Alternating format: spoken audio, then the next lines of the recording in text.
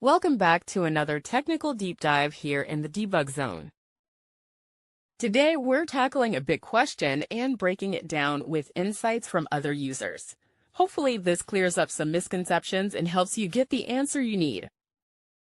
So, buckle up, stay a little curious, and let's jump right in.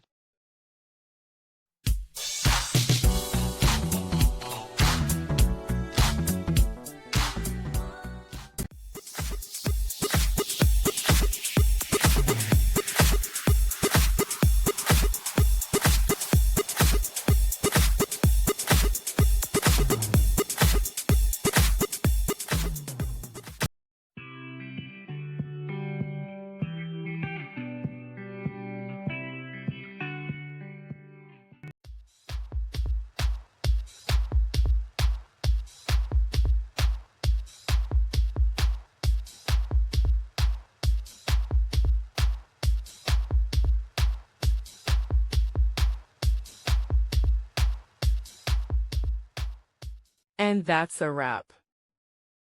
I hope you found the answer you were looking for. If you did, take a second to hit that subscribe button. It really helps out. And let me know in the comments which solution worked best for you. See you next time in the debug zone.